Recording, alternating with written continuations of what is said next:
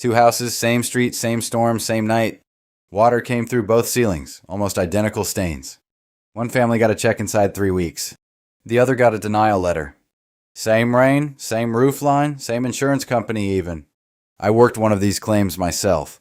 I'm a field adjuster. This really happened. Changed just enough to protect the families. Call them the Ardens. It is not their real name. The difference between their claim and their neighbors had nothing to do with the water. By the end of this, you will know exactly what it was. The Ardens live on the North Carolina coast, close enough to smell the water. Late summer, a tropical storm was tracking up from the south. Call it Tropical Storm Rosalind, not its real name either. The forecast had it weakening before landfall. It did not weaken fast enough. Sustained winds near 60 miles an hour when it came ashore. The Ardens boarded 2 windows and rode it out at home. Rain came sideways for most of the night. Around 2 in the morning, a stain appeared on the bedroom ceiling. By sunrise, it was dripping into a mixing bowl on the dresser. That is where most homeowners think the story starts. It does not.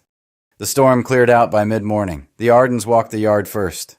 Some branches down, a section of fence flattened, nothing dramatic. Then they went back inside and looked up. The ceiling stain had spread overnight, brown and soft at the edges.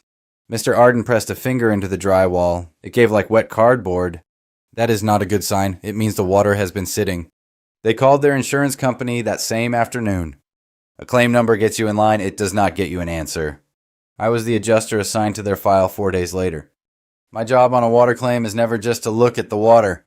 My job is to find out how it got in. Inside, the damage was straightforward. Stained drywall, soaked insulation above it. The ceiling paint had bubbled in a rough circle about 2 feet across. Insulation soaked through loses its shape and its purpose at the same time. Left wet long enough, it also starts to smell. None of that told me anything about coverage yet. Interior damage is just the evidence of something. It is not the cause. So I climbed the ladder and went up onto the roof. That is where every wind-driven rain claim actually gets decided. Not in the bedroom, not with the mixing bowl. Up there, on the shingles, in the wind. 2 houses down, a family I will call the Colsons had the same problem. Same storm, same night, a ceiling stain in almost the same spot. They filed a claim within a day of the Ardens. From the street, both roofs looked fine after the storm. Both families were confused about what could possibly be different. Both had paid their premiums for years without a single claim. Both expected the same outcome because the damage looked the same. It did not turn out that way. The Ardens' claim moved forward, the Colsons' claim was denied. That split is the entire subject of this episode. When I get on a roof after a storm, I am not looking for wet spots. Wet spots are inside. I am outside looking for what is missing. A missing shingle, a torn ridge cap, a lifted piece of flashing. Anything that would let wind push water straight through the roof deck. On the Ardens' roof, I found 3 shingles gone near the ridge. Bare wood underneath exposed straight to the sky. That bare patch sat directly above the stain on their ceiling. Line it up and the story tells itself. That gap at the ridge was the entry point only. Wind had lifted shingles and cracked sealant clear across the slope. On the Colsons' roof, every shingle was still nailed down tight. No tears, no lifted tabs, nothing physically missing anywhere. That single difference is what decided both claims. Here is the rule almost nobody knows until they need it. A standard homeowner's policy does not cover rain simply blowing in. It covers rain that gets in because wind first created an opening. The wind has to make the hole first before that water even counts. Say that again slowly because it is the whole episode. No opening, no covered water. That is the mechanic, plain and cold. It does not matter how hard it rained. It does not matter how much damage you have inside. The policy is asking one question only. What let the water inside? If the answer is a gap in the building, you likely have coverage. If the answer is just wind pressure against a sealed roof, you likely do not. That one sentence is the difference between a check and a denial. The Ardens had missing shingles at the ridge and wind damage across the slope. Rain poured through that hole directly onto their ceiling joists. That is a covered opening, created by wind during a named storm. The Colsons had an intact roof and a much older problem underneath. Their flashing around the chimney had been failing for years. Slow worn seals let water seep in during any hard rain, storm, or not. Their adjuster called it wear and maintenance, not wind damage. Wear is excluded on almost every policy, storm or no storm. Same ceiling, same night, 2 completely different causes of loss. One was sudden and wind-driven. One had been coming for years. Even once the Ardens' claim was approved, one number surprised them. Most people know their regular deductible. $1,000 is common. A named storm does not use that number at all. Once a storm gets an official name, a different deductible kicks in. It is not a flat dollar figure, it is a percentage of your dwelling coverage. Commonly 1 to 2%, and that percentage becomes real money fast.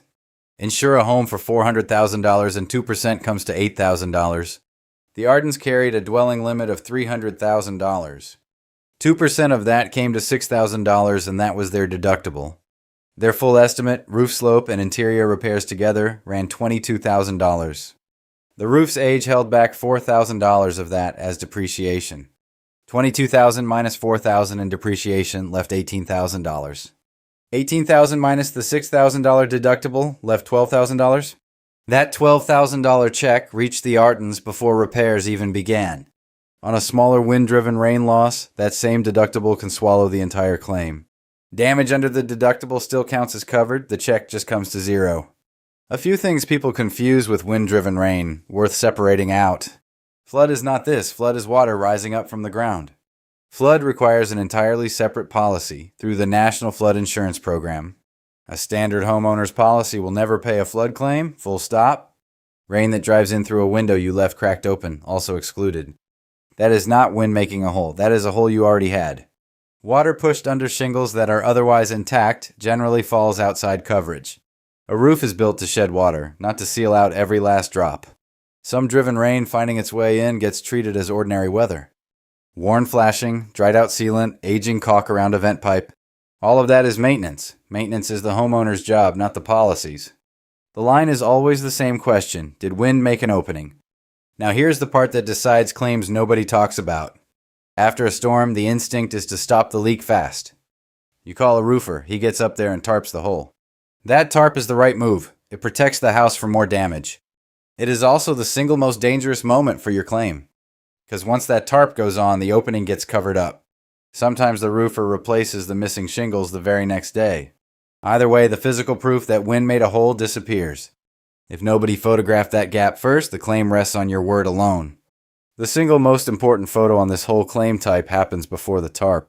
Not the wet ceiling, not the mixing bowl, the roof before it gets covered. Most homeowners photograph the damage inside and never once look up outside. So here's what I want you to actually do before you call anyone else. The moment it is safe to be outside, walk the roof line with your phone. Photograph any missing shingles, torn flashing, or exposed wood you see.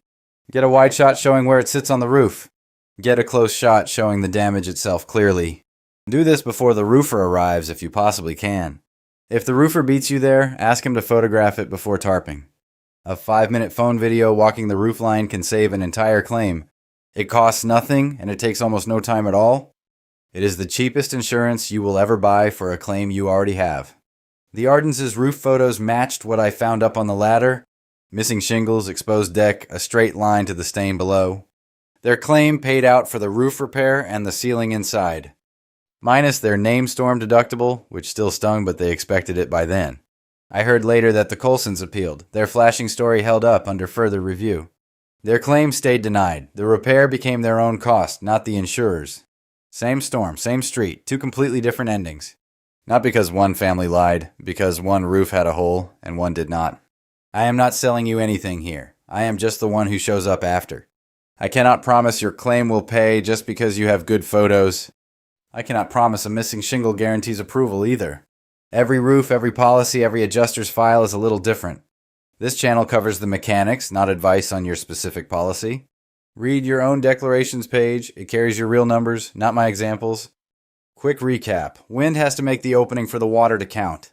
Before anyone tarps or repairs anything, photograph the roof. Know your named storm deductible long before a storm has a name. Flood is a different policy. Wear and neglect are never covered. Next episode, the fight that starts after your claim gets approved. Why your roofer's estimate and my estimate almost never match and what closes that gap.